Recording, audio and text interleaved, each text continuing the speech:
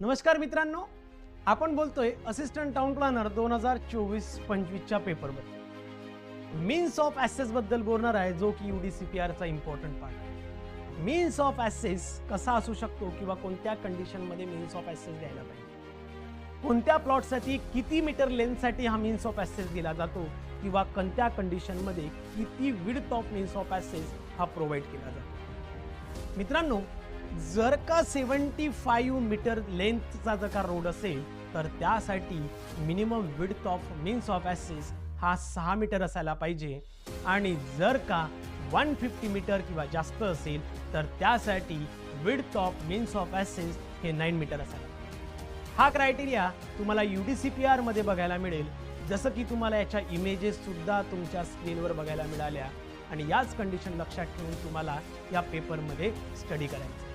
Thank you so much.